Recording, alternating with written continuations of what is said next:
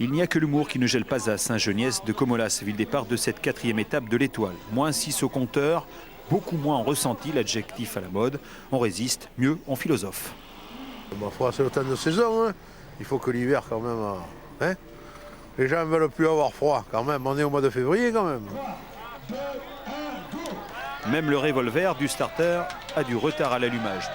Cette 42e étoile de Bessèges restera aux annales du rayon froid surgelé. Moins de 5 km après le départ réel, les coureurs mettent pied à terre pour la seconde fois cette année. Trop c'est trop, le Mistral glacial a déjà renversé plusieurs d'entre eux. C'est pas possible de faire du vélo à 20 à l'heure, il y en a qui tombent, donc faire une course ça risque d'être quasiment impossible. On dit qu'on est peut-être des fainéants, mais je demande aux gens de venir faire du vélo avec ce temps. Il y a 100 km/h de vent, il fait moins 10 degrés. Même vous, je pense que vous avez très très froid. Les joueurs de foot, parfois, les matchs sont annulés pour cause de gel, mais aujourd'hui, c'est impraticable. C'est beaucoup d'énergie de dépenser, on veut que la course, elle existe. Et les coureurs ont déjà fait beaucoup d'efforts depuis le début. Aujourd'hui, c'est peut-être un peu trop, un peu too much. Voilà, ils craquent un peu, quoi. La décision est prise de rejoindre Bagnols-sur-Cèze dans les voitures, les vélos sur les toits. En attendant la suite, pas vraiment des vacances.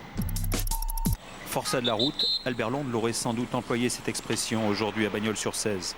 En remontant sur leur machine, pour 66 km, les coureurs de cette 42e étoile polaire ont prouvé qu'ils étaient des professionnels responsables et courageux. Dans ce climat glacial, le néerlandais Bobby Traxel a fait un numéro, un effort mal récompensé.